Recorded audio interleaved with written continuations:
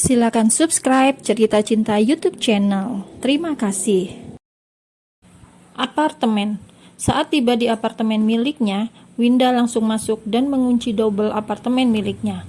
Ia buru-buru masuk dan menghubungi Kadek, rekan kerjanya. "Dek, gue langsung pulang. Tolong jangan lupa berkasnya. Badan gue tiba-tiba gak enak," ucap Winda di telepon. "Loh, katanya ada urusan penting. Kok di apartemen? Sakit apa? Gue pulang sekalian gak?" tanya Kadek khawatir. Winda tidak punya keluarga. Selama ini yang dekat ya cuma Kadek dan keluarga Kadek yang ada di kota kecil di sana. "Gak usah, udah lo handle semuanya." Winda bukan sakit secara medis. Winda ini kan lagi shock setelah apa yang Kavi lakukan padanya. "Beneran?" Dan Kadek belum percaya. Kalau nggak sakit-sakit amat, Winda nggak bakal absen kerja. "Iya, nggak usah. Ya udah istirahat aja. Nanti mau apa? Biar gue bawain pulang kerja." "Enggak, trims ya. Maaf repotin." "Santai aja. Ya udah istirahat aja ya." Tut tut tut. Telepon pun terputus. Ting tung. Baru juga menutup telepon, sudah ada yang memencet pintu. Winda pun mengintip, tapi tidak ada seorang pun di depan.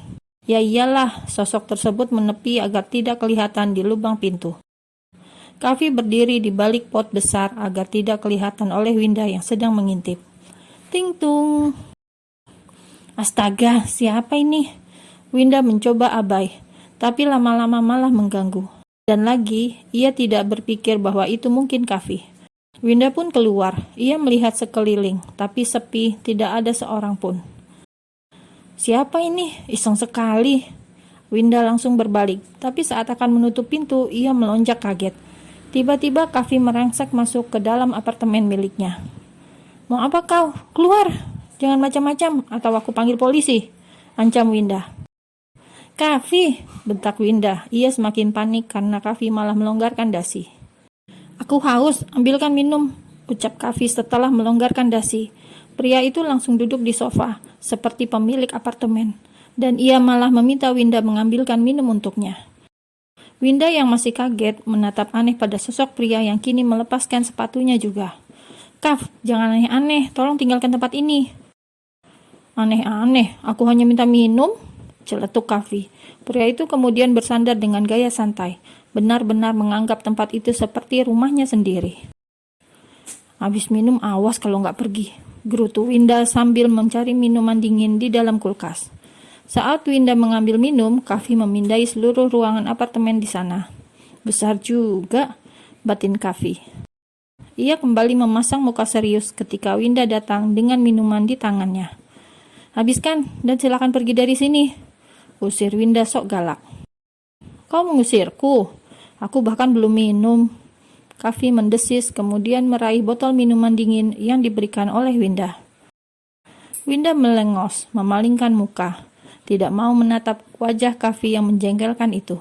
Sedangkan Kavi, ia minum tapi ekor matanya melirik Winda. Terlihat dari samping wajah Winda yang cemberut. "Kenapa kau jadi cantik sekali?" tanya Kavi dalam benaknya. 3 tahun berpisah tanpa kabar cukup membuat Kavi tidak sabar untuk bertemu. Tapi karena sang mama masih dalam pemulihan, Kavi memilih menahan. Nanti jika saatnya tiba, ia akan cari wanita itu. Dan sepertinya ini adalah saatnya. Tapi sepertinya Winda bukan Winda yang dulu. Bisa ia ditindas dan menurut atas ancaman hutang. Winda sudah punya banyak uang, dan ancaman pasti tidak akan berlaku lagi. Kavi harus memutar otak lagi. Bagaimana caranya menjerat Winda? Wanita yang sudah terlanjur memenuhi isi kepalanya. Hingga wanita lain yang singgah tidak pernah bisa masuk, sebab Kavi sudah mengunci rapat pintu hatinya.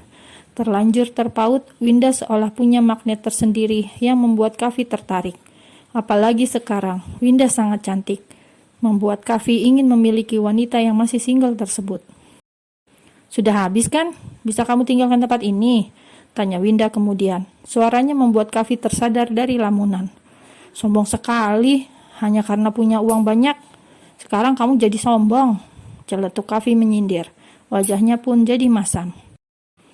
"Ingat dulu, aku bahkan tidak pernah mengusirmu," sambung Kavi yang mengungkit masa lalu, di mana ia selalu menolong Winda. sampai memberi gadis itu tumpangan. Ya, ia sampai disalahpahami oleh Hanum karena tinggal satu apartemen dengan Winda kala itu. Winda menghela nafas panjang, kemudian pergi ke kamar. Kavi mencoba mencari tahu apa yang wanita itu lakukan. Sesaat kemudian, Winda muncul dengan koper kecil.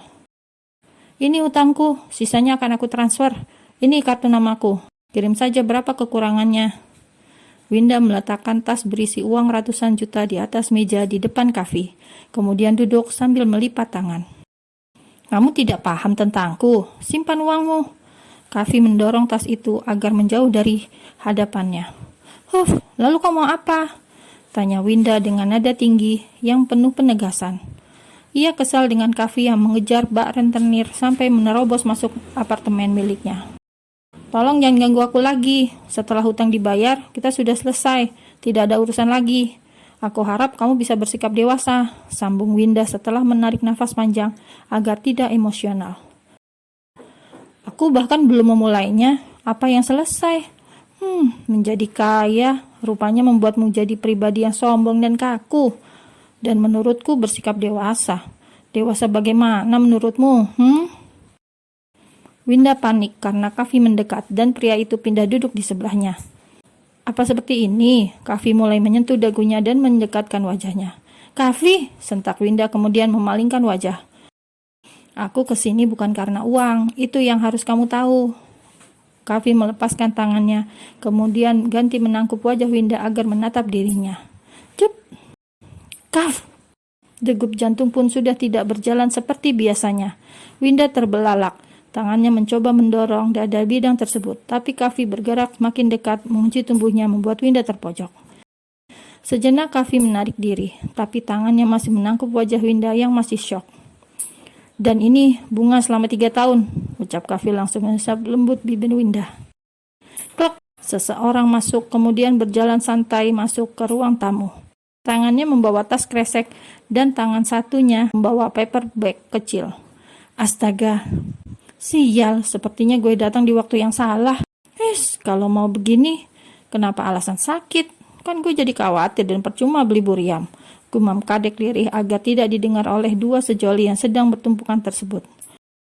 Kalau dilihat dari sudutnya berdiri, memang Kavi seperti menindih Winda, padahal masih ada jarak karena Winda menjadikan tangannya sebagai penyangga agar Kavi tidak menempel padanya. Sementara itu, Winda dan Kavi jelas sangat malu. Keduanya melepaskan diri dan duduk seolah tidak ada apa-apa. Winda lalu bangkit dan menghampiri Kadek yang masih berdiri tertegun karena kaget. Sudah pulang, kan gue bilang gak usah susul, bisik Winda campur malu. Gue pikir lo sakit, jawab Kadek polos. Kavi berdehem karena merasa diacuhkan. Siapa itu Win? Pacar baru? Tanya Kadek super kepo. Pantes perhatian Pak Yudhistira selama ini tidak merasuk sama sekali. Lah temannya itu punya gebetan supermarket C. Meskipun Pak Yudhistira seorang CEO, rasanya pria yang sekarang ada di depannya itu jauh lebih oke. Lihat, wajahnya tampan sekali, tubuhnya juga oke. Tatapan matanya tajam banget. Astaga, Kadek sepertinya langsung jatuh hati. Kalau nggak ingat itu cowok Winda, pasti Kadek ingin daftar jadi pacar. Selingkuhan juga boleh. Dek, sentak Winda yang melihat Kadek yang menatap terpesona pada Kavi. Pacar kamu ganteng banget. Bisik Kadek kemudian melempar senyum yang paling manis pada Kavi. Kavi yang mendengar suara lirih Kadek langsung balas melempar senyum. Hidungnya kembang kempis dikatakan pacar Winda. Bukan, jawab Winda ketus. Dan seketika senyum di wajah Kavi langsung hilang. Kadek pun sama. Apa Winda pikir ia anak kecil? Anak TK pun pasti tahu kalau keduanya memiliki hubungan khusus setelah apa yang terjadi barusan. Bukan pacar? Atau apa kok main cium-cium? Kadek jadi jengkel. Winda itu jaim banget. Ia pikir Winda itu lugu, tidak berkencan dengan siapapun. Tidak taunya malah suhu. Wow, malah ketahuan di dalam apartemen. Tanpa sadar, ia tersenyum kecut. Ya udah, maaf mengganggu. Hari ini gue pulang ke rumah. Lama gak nengok rumah. Kadek mau kabur. Apalagi pria keren itu seperti masih mau di sana. Bagus, pengertian juga temenmu Win. Gumam Kavi senang. Sedangkan Winda, ia langsung melingkarkan lengannya pada lengan Kadek. Panik ditinggal berdua saja sama Kavi, bisa-bisa ia akan habis di tangan pria tersebut. Kavi mau pulang. Udah, lo di sini aja, cegah Winda yang tidak mau ditinggal berdua saja. Oh, namanya Kavi. Salam kenal, Mas. Belum diperkenalkan secara langsung, Kadek langsung memperkenalkan dirinya sendiri. Saya Kadek, temannya Winda. Kavi, teman dekat Winda. Dengan pede, Kavi memperkenalkan dirinya sebagai teman dekat, seolah mengatakan dia adalah pacar dari Winda. Spontan Kadek tersenyum. Punya gebetan kayak gini disembunyiin, bisik Kadek meledek, membuat Winda bengong. Kavi dan Kadek berhasil membuatnya geleng-geleng kepala. Kebetulan gue bawa makanan, kalian sudah makan? Untuk mengusir rasa canggung di antara mereka semua, Kadek menawarkan makanan yang memang ia sengaja bawakan untuk Winda tadi. Sudah, jawab Winda. Winda langsung menggeleng. Bisa-bisa Kavi tidak pulang-pulang. Ia memberikan kode pada Kadek. Tapi sepertinya Kadek malah sengaja memancing ikan di air yang keruh. Belum, pungkas Kavi. Ia mengatakan sesuatu yang berlawanan. Kebetulan ia juga memang belum mau pulang sekarang. Kadek menatap keduanya bergantian, kemudian masuk ke dapur bersih. Oke, gue siapin makan buat kalian. Sambil berjalan ke dapur, Kadek merutuk dalam hati. Apa mereka sedang perang dingin? Ya ampun.